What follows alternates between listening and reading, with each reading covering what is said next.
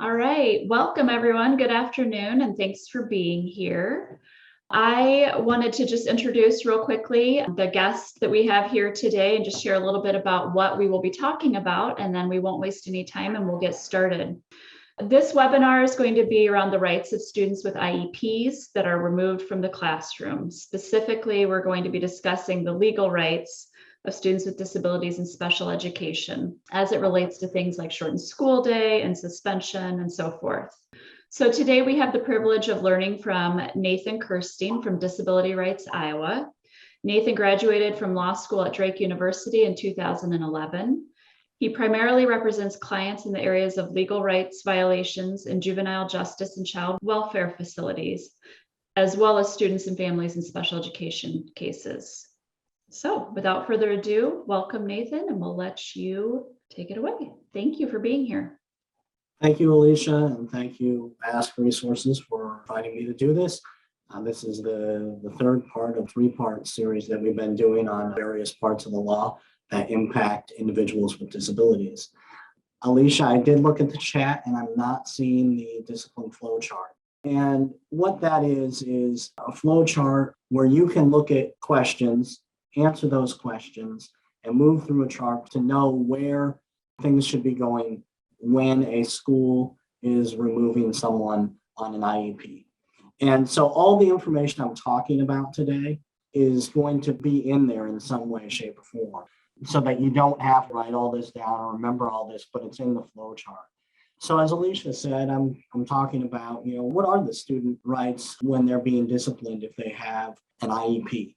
In particular, we're looking at what are those rights outlined in the Individuals with Disabilities Education Act and mirrored in our state law having to do with discipline or removal of students with IEPs. When I say removal, I'm basically talking about things that are suspensions, things that are like a school calling up the parent multiple times, multiple days in a row saying, come kick your child early because X, Y, and Z is happening. I'm talking about shortened school days. That can also be considered a removal. The U.S. Department of Education has said so in a guidance letter about 5 years ago. So those are the types of things I'm talking about when I'm talking about removals. What I want y'all to remember today is the number 10, because that's going to be used quite a bit of times as I present to you. So the number 10 has to do with removals in a school year. And so 10 is going to be kind of the deciding factor.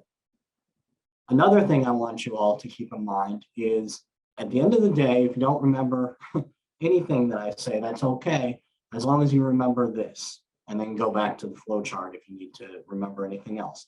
And that is a student that's on an IEP can't be just kicked out of school with no services at all and be told, look, you got to leave the district, we're done.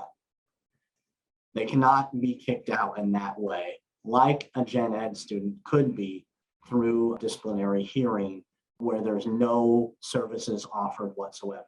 Okay, that cannot happen with a student on an IEP without some type of involvement of the IEP team at some point. Okay, if a student is removed from school for over 10 consecutive days, so that could be like a 15-day suspension, for instance, then a manifestation determination meeting has to occur within 10 days of the event that caused them to be removed. I'm going to talk about what a manifestation determination meeting is in a minute.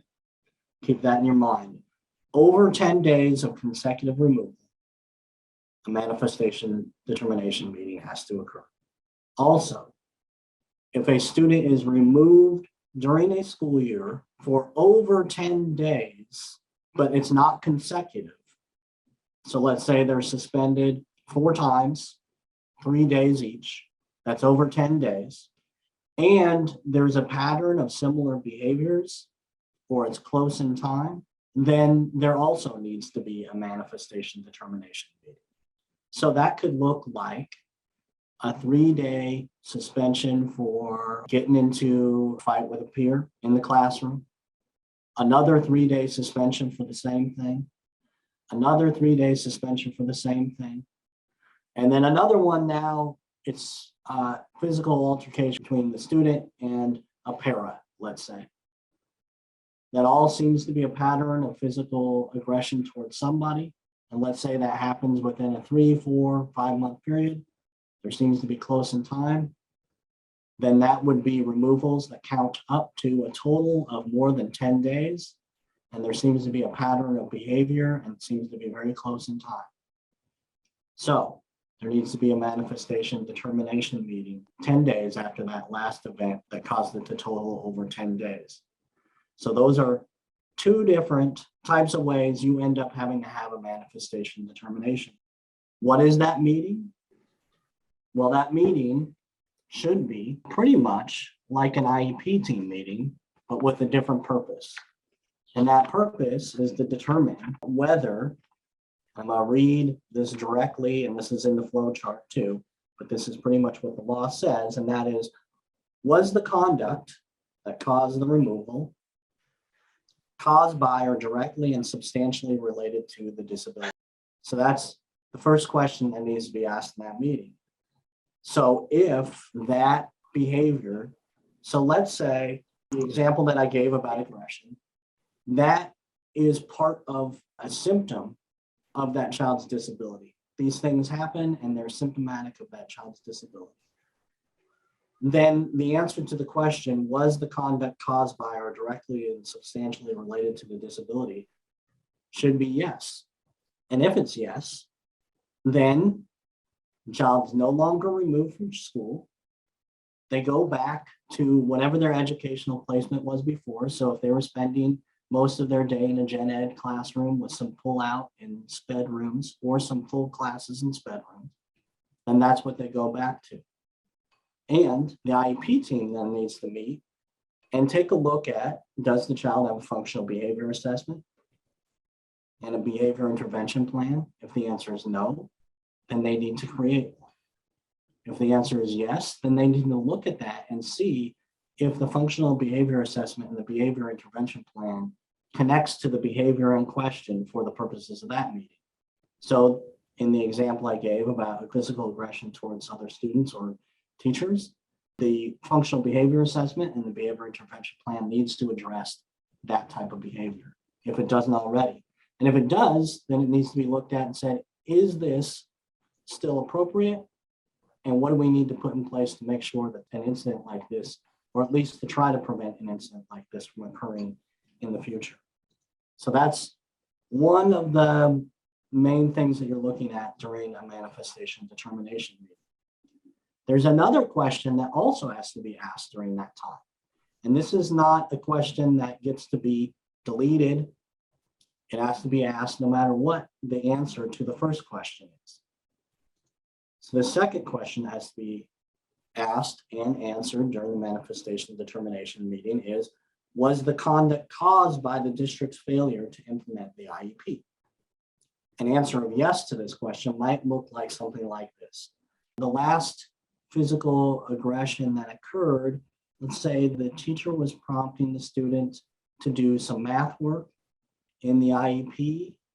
It's documented that this oftentimes can create issues. The student avoids maybe this types of work, and there is a plan in place, in the behavior intervention plan or something in place, that the teacher should follow when the student begins to avoid or say they're not going to do their work.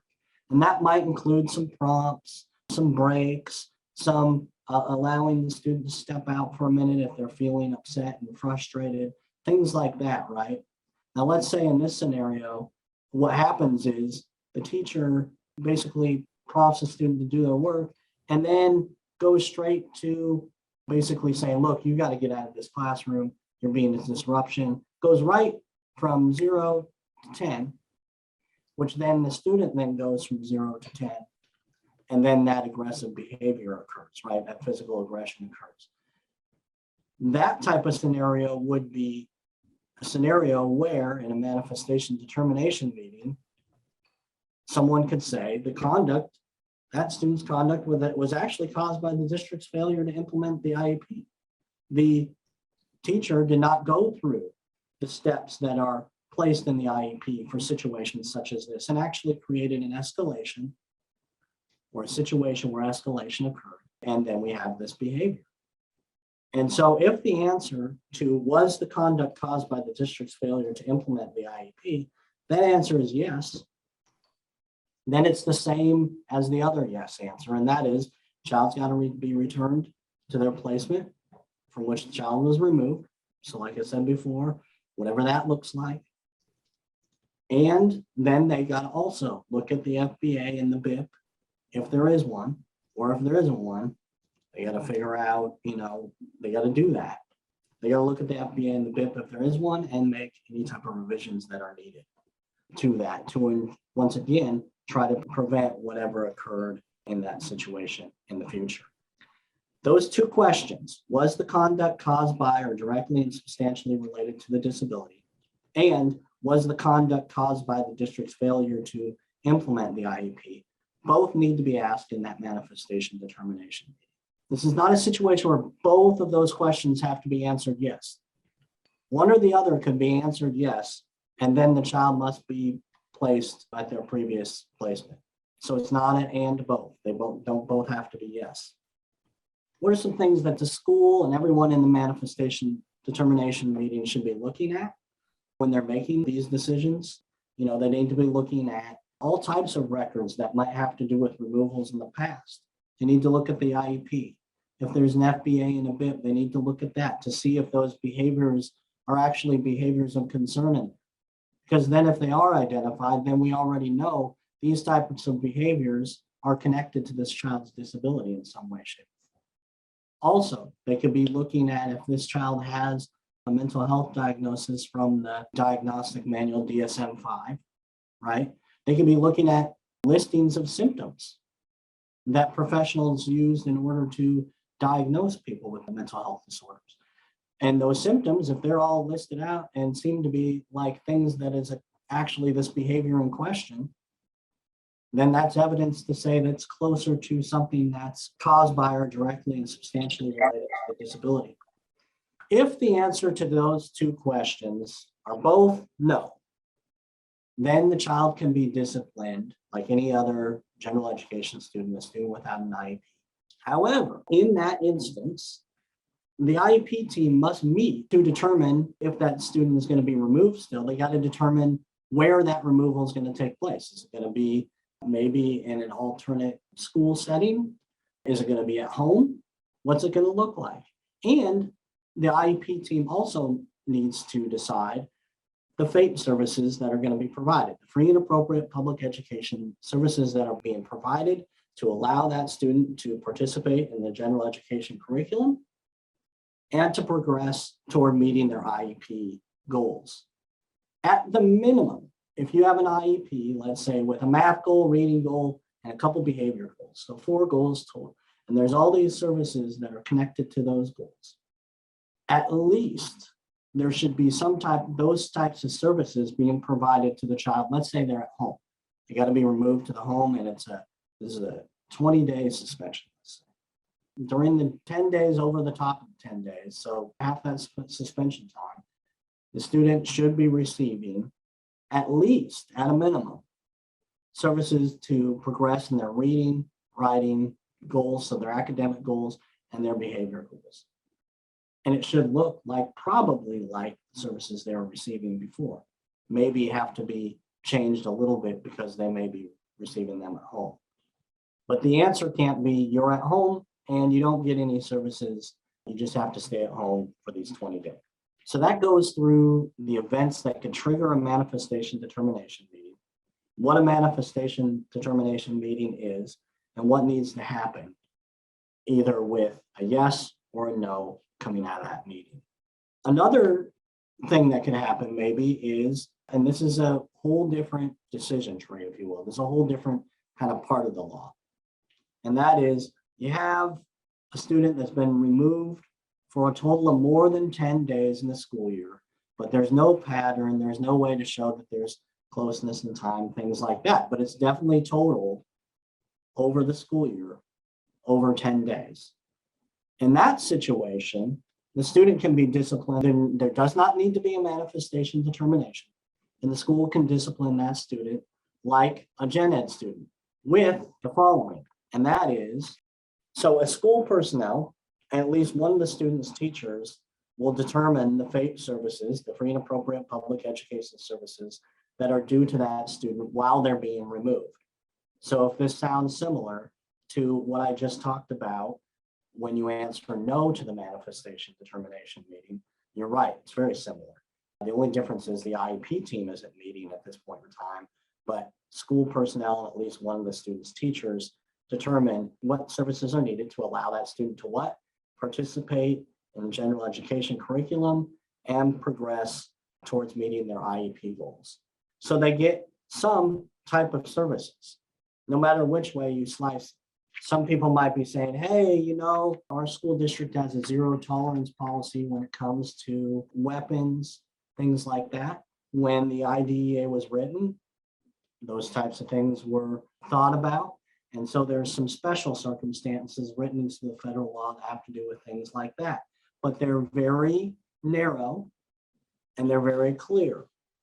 If a weapon was involved in the behavior that occurred that caused the removal, or if illegal drugs were involved, or if the student caused serious bodily injury, then the school is allowed to remove that student for up to 45 school days without a manifestation determination. The IEP team, though, needs to meet. What do they need to decide? They need to decide what are the FAPE services needed to participate in the general education curriculum and progress towards meeting IEP goals. Now, you're probably thinking that sounds similar to what I just said before in the other situations. You're absolutely correct.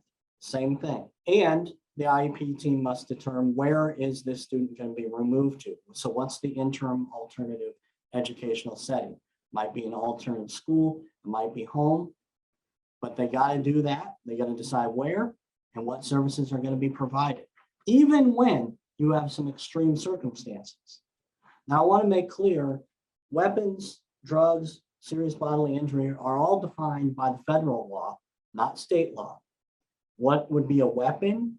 It would be a device, instrument, material, or substance, animate or inanimate, that is used for its readily capable of causing death or serious bodily injury. You're probably not going to remember all those words. They're big, legal, fancy words. But the point of that is it's got to be something serious. Zero tolerance policies that have to do with a local school district policy that has to do with a kid carrying a toy gun, but it's zero tolerance for anything that looks like that. A toy gun does not fit underneath the federal definition of a weapon for these purposes. So that would not be a special circumstance in this situation. This has to be something that is readily capable of causing death or serious bodily injury. And it's worth noting that in the law, there's an actual exception that says a pocket knife with a blade less than 2.5 inches long is not considered a weapon under this federal definition. So that's something important to think about. Illegal drugs, that somewhat speaks for itself in terms of controlled substances that are under schedules 1, 2, 3, 4, or 5 of the Controlled Substances Act. So that's most drugs that you would think of that are considered illegal, and that would be through the federal definitions of controlled substances, not state definitions. Something important to note about that is if a child has a prescription drug that is prescribed to them that would have kind of a narcotics base to it, then that is not considered a controlled substance for this purposes. But if they have that prescription and that's their friend's prescription and they're using that or they have that on their person, then that is considered a special circumstance under these definitions, okay?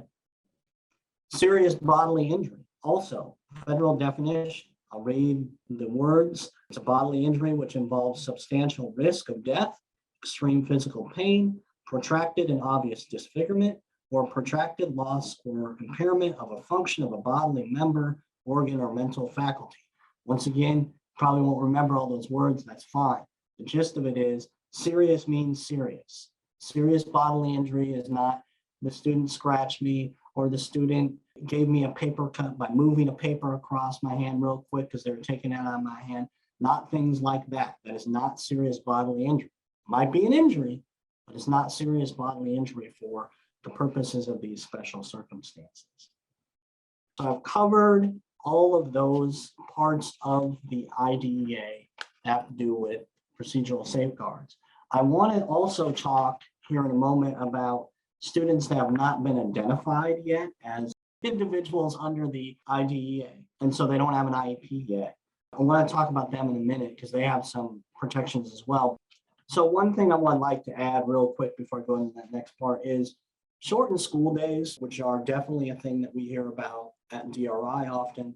And I know the Ask resource also gets calls about these often.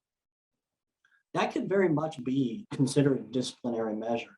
And the US Department of Education has said as much in a guidance letter that they put out in 2018.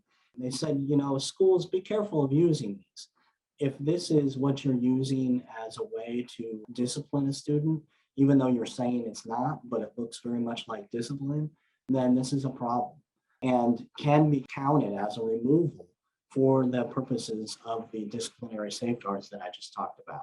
Each of those shortened days could be the start of counting up to 10 when they're on a shortened school day.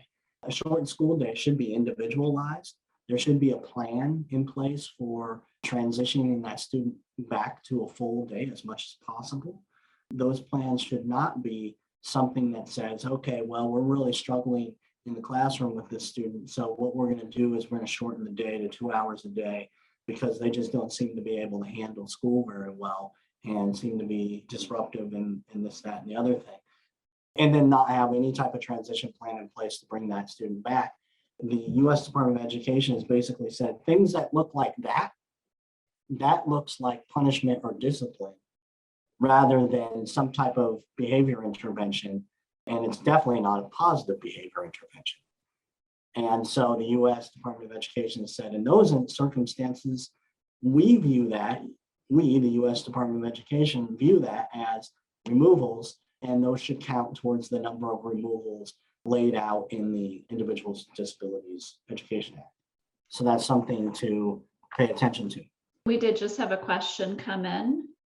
Would it be considered change of placement if the solution is to have a student Zoom from another classroom so that they are no longer in the classroom with the teacher that has had issues with the student? So this is a good question. I'll give you a kind of a two-part answer. One part of this answer fits maybe all types of situations like this, where it's kind of this creative way to maybe remove the student from the classroom, but still somehow have them connected.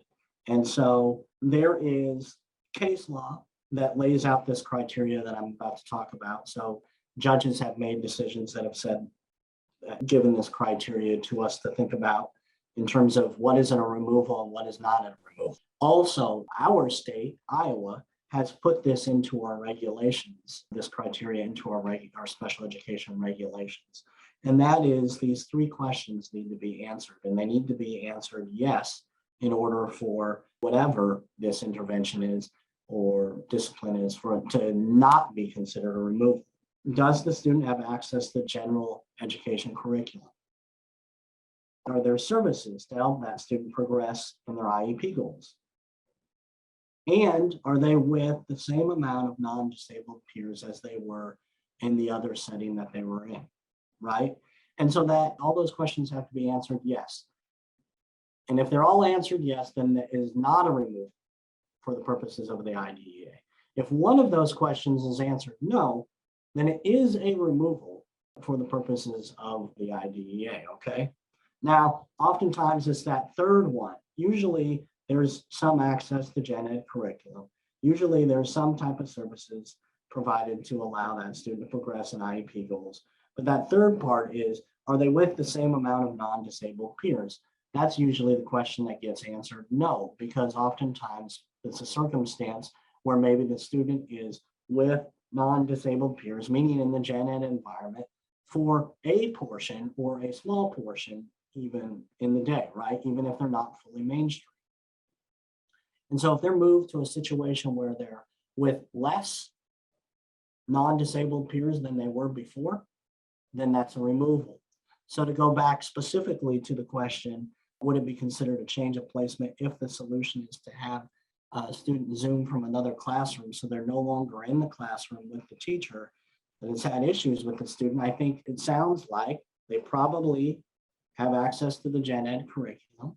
I'm guessing, I don't know the answer. I'm guessing that they probably have services that are allowing them to progress in their IEP goals. So I think the next question is, are they with the same amount of non-disabled peers? I think that's questionable. Are they zooming in to the classroom and able to connect with those peers? Are they able to converse with them during times that it's appropriate to converse in the classroom? How much connection are they getting with those non-disabled peers? I think that's really where this question would turn on. If they have some type with the non-disabled peers, and they're able to somehow converse with them or connect with them just like they would, or very close to like they would if they were in person in the classroom, then I think the answer is maybe that's not a removal, and it doesn't count as removal for the purposes of the IDEA procedural safeguards. Now put a pin in that, because I think there's another question that doesn't have to do with what I'm talking about today, but has to do with larger questions about free and appropriate public education. If that student is not able to connect with the non-disabled peers in the classroom, let's say they're just kind of there, but there is no allowance for any type of connection. They can't speak with them. They don't really see them. The video is more on the teacher than on the class participants, even during times where the class is doing participatory work and the teacher is not speaking. Then I think that counts as a removal, and we're looking at every time that student is in that classroom, that counts as one more removal. If they're in that Zoom classroom, one more removal towards the 10 days that we talked about before. Let's go back to the pin I placed in this. If this is the solution for this student because the teacher doesn't want them in the classroom, and this is somehow a substitute, I think this is the larger issue here. Is this is an IEP team question. Is this a change in educational placement according to the IEP team? Not, I'm taking this kind of out of disciplinary space now and saying just what does this student need in terms of supports and services to receive a free and appropriate public education in the least restrictive environment. And I question whether this is the least restrictive environment for this student to be on Zoom, possibly, I can't tell, but possibly all day long, every day, in maybe a self-contained space. I would make the argument, I don't know if that's appropriate. I don't know if that is the least restrictive environment. I'd need to know more. And I need to know what the school is going to do to provide supports and services for that student so that they may be able to move back into more of a mainstreamed environment, right? And that's aside from the whole disciplinary discussion. That's more of a, like I said, a question for the IEP team when it comes to a free and appropriate public education in the least restrictive environment. I see that there's more to that. Let me read this. It is so she does not disrupt the classroom and does not interact with the teacher that has had problems reacting instead of following the BIP. Reacts instead of planned ignoring, still gets content through the screen, is being added to her IEP as of Friday. Just this one class. Okay, yes, I helped explain it. Okay, I would add also, if this is being done as a substitute for a teacher not being able to follow a BIP, yeah, we have problems, and not with the student necessarily, although the student may have challenging behaviors. The question here is, if the teachers aren't able to implement a behavior intervention plan with fidelity, then are they able to provide that student with a free and appropriate public education? And that's really their responsibility, right? They can't say, we really don't know how to do that, so I guess we're going to put this student in a more restrictive environment. No, that's not correct. And that would be a violation of the IDEA. Is she accessing Zoom in a classroom by herself? Yes, a Zoom-like method. I think it's going to be provided from a sped room. It is her regular ed teacher. So I think I touched on that, in terms of where she actually is in relation to her non-disabled peers and the connection she has or does not have with them when it comes to the question about removal for disciplinary purposes. And then that same question needs to be asked when it comes to a free and appropriate public education in the least restrictive environment, because least restrictive environment has everything to do with the amount of time they are spending with non-disabled factors, right? Can you ask for a change of placement to prevent more severe things from happening before hitting the 10 days? Yes. Any type of intervention can be requested before hitting the 10 days. And in fact, the U.S. Department of Education, in a guidance letter they sent out back in 2016, has said as much. They've said, look, schools, we know that you have up to 10 days before you have to start having manifestation determination meetings, before you have to start providing free and appropriate public education in alternative environments, and so on and so forth. We know you have that per the Individuals with Disabilities Education Act.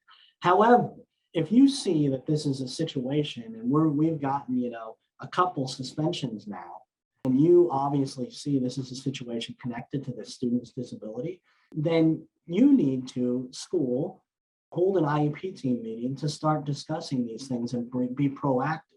Don't sit on your hands and wait till the 10 days just because you can. Because the U.S. Department of Education stance on this is if you're just sitting on your hands and waiting, even though you know there's a situation, that's a fate problem maybe. That's a free and appropriate public education problem because you're not looking at what supports and services the student needs in order to access the curriculum under the IDEA. You're kind of just waiting while you know it's possibly a problem. You're just waiting for the 10. Don't just wait for the 10. Act when you know that this is a situation.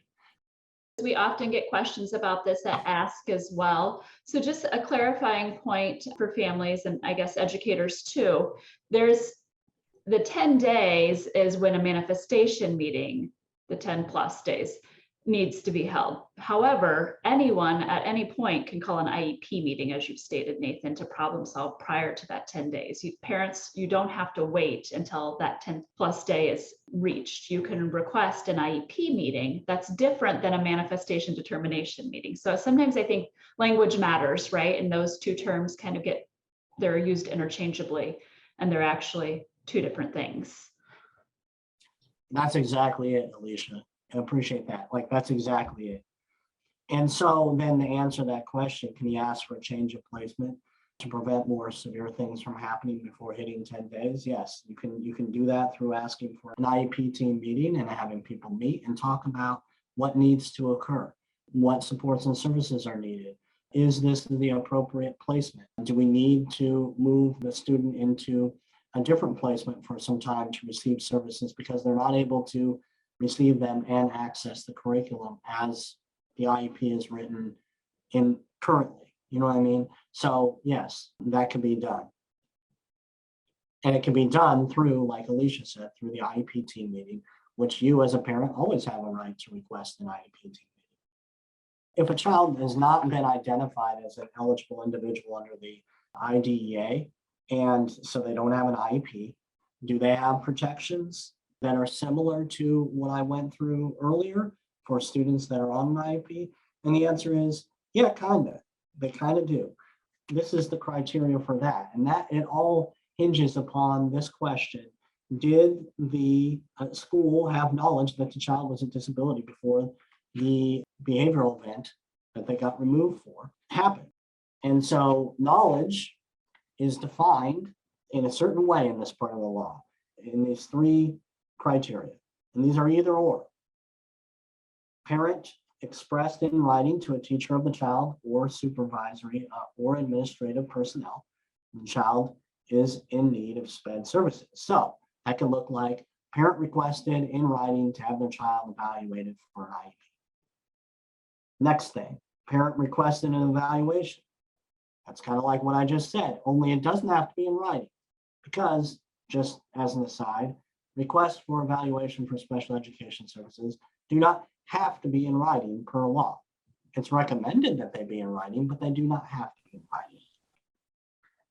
Or teacher or other district personnel express specific concerns about behavior pattern to director of SPED or other supervisory personnel. So if one of those three things has occurred, then the school is said to have knowledge that the student is a student with a disability. And if those things happen before the event that occurred that caused that child to be removed, then the school is said to have knowledge. There's an exception to this, and that is if the parent didn't allow an evaluation like the school tried to evaluate and the parent said, I'm not going to sign that consent for you to evaluate my child for special education services, then the parent can't later say, but you had knowledge and they should be eligible, and so I should get the protections for my child under the IDEA. That doesn't work that way, okay? Also, there's an exception for if the parent refused services. So the child was evaluated, services are offered, the parent said, I don't want those services for my child at this time. I don't believe my child needs those services. Then once again, the parent can't come back later and say, well, if they would have had those services, we wouldn't be in this situation. Can't do that. And then one last exception, the child was properly evaluated and determined that the child was not a child with a disability. So the school has done the evaluation. They've decided that the student was not eligible. And let's say the parent accepted that decision and there was no independent educational evaluation requested to refute the school, then this would also be an exception to when these protections apply. So if there was knowledge, then protections apply, all the protections that I just stated. If there was no knowledge, but the parent's now saying, look, my child has a disability, and I think this is why these behaviors are occurring, then there's a right to an expedited evaluation, right? A school typically has 60 days to evaluate after a parent requests an evaluation. Under this part of the law, the parent has a right to an expedited one. The law is silent about what expedited means. Does that mean 45 days? Does that mean 30 days? The law is silent on that. It doesn't say, but expedited would mean something less than 60 days. I think we all could agree. And I think there are cases that show it could even be less than 30 days, depending on the circumstances and the situation. Nathan, we did have another question. Are there guidelines for detentions for a student with an IEP? How about if a detention causes a student to not have transportation that is specified in the IEP? So students give a detention that occurs after school, but they've got specialized transportation in their IEP. Is the parent then required to pick up that child? Let's start with detentions. So there's questions about that because schools do this differently. If this is something that's served after school hours, so is a detention, the detention is not eating up into any instructional time or any type of school time, so to speak, then that's not going to be counted as a removal. But if this is some type of detention that looks more like, let's say, what schools call an in-school suspension, where they're like, oh, you have a quote unquote detention and you're going to serve it during the last couple of hours of school, then those questions that I asked earlier about whether a removal is considered a removal under the IDEA apply. And that is, do they have access to the gen ed curriculum? Do they have access to services to progress in the IEP goals? And are they with the same amount of non-disabled peers as they were before? And so you go through that whole analysis to think about that. If this is just a detention after school, that analysis doesn't apply, and these disciplinary procedural safeguards do not apply.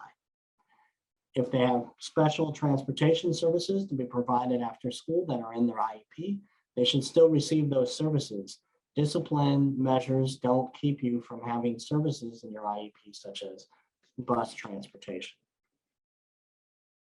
Oftentimes, districts also choose to do detentions like during the lunch hour, for example. So what I'm hearing you say is potentially that could be argued that is removal from peers because it's during the school day. Yes, that very much could be. And the practical point would be if this is happening often and these detentions are being given for behaviors that are manifestations of the child's disability, you know what I mean? They're connected to that child's disability. And even let's just say like they're even listed in the IEP or the behavior intervention plan, then I think a larger question is the IEP team needs to meet to reassess the supports and services being provided to the student and decide, is this working? Because if we're having a whole lot of detentions happening, question of whether or not this is working might be no, but that's for the IEP team to decide. Maybe it is working. Maybe they're doing what they can and these detentions are a part of the life of this student. But that's really a question that needs to be asked and answered by the IEP team, particularly if it's really impacting the student's ability to access the general curriculum, which includes the social aspect of school, recess, lunchtime, gym, things that would be considered maybe non-academic activities. Sure. So I just want to clarify one more point. Oftentimes we hear from families, well, my child has a behavior intervention plan, so doesn't that mean they can't be suspended? Well, we know that that's not the case, and that same sentiment would go towards detentions as well. Just because a child is served under special education, they have an IEP and perhaps a behavior intervention plan, does not mean that they cannot receive detentions. But the bigger picture would be then, if it's occurring frequently, should the IEP team take a look at why that is happening? And is this something that might be better addressed in the behavior intervention plan? Exactly. I'm gonna put my plug in for Ask once again, like I have each one of these sessions. They have a great fact sheet, 2-page fact sheet on removal of children with disabilities from school. And it's very solid. Myself and Len Sandler, who was a part of the other 2 sessions, reviewed these and definitely said this looks good and gave some input, and Ask made some changes based on our input. We think they're great fact sheets.